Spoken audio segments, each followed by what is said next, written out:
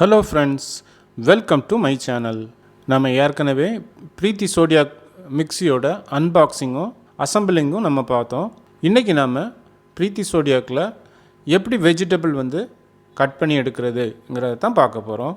முதல்ல நம்ம master chef ஜாரில் கப்ளரை ஃபிக்ஸ் பண்ணிக்கிறோம். அப்புறம் கப்ளருக்கு மேலே பிளேட் ஹோல்டிங் டிஸ்கில் நம்ம கிரேட்டரை ஃபிக்ஸ் பண்ணி அதை கப்ளர் மேலே ஃபிக்ஸ் பண்ணிக்கிறோம். அதுக்கு மேலே மூடியை வச்சு க்ளோஸ் பண்ணிக்கிறோம். ஃபஸ்ட்டு நம்ம கேரட்டை தான் துருவி எடுக்க போகிறோம்.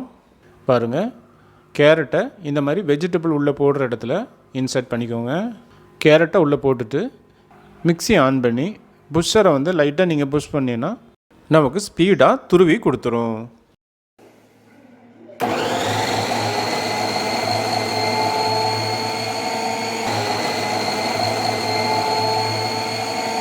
இப்போ நம்ம ஓப்பன் பண்ணி பார்த்துடலாம்.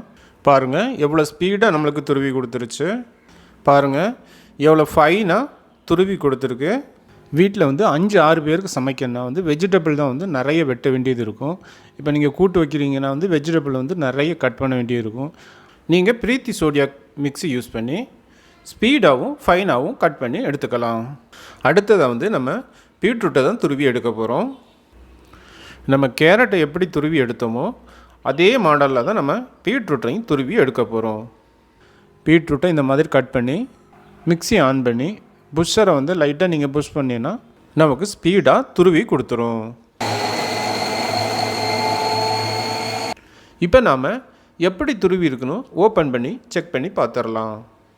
பாருங்கள், எவ்வளோ ஸ்பீடாக நம்மளுக்கு துருவி கொடுத்துருச்சு. பாருங்கள், நம்மளுக்கு கேரட்டை எவ்வளோ ஃபைனாக துருவி கொடுத்துருந்ததோ அதே மாதிரி நம்மளுக்கு பீட்ரூட்டையும் ஃபைனாக துருவி கொடுத்துருக்கு. அடுத்ததாக நம்ம கோஸு தான் கட் பண்ண போகிறோம். டிஸ்கில் பிளேடை மாற்றிக்கோங்க. மாற்றிட்டு கோஸ் கிரேட்டரில் கட் பண்ணுறதை விட சாப்பரில் கட் பண்ணால் தான் நம்மளுக்கு நல்லா ஃபைனாக வரும். இப்போ கோஸை உள்ளே போட்டு மிக்ஸியை ஆன் பண்ணிக்கோங்க.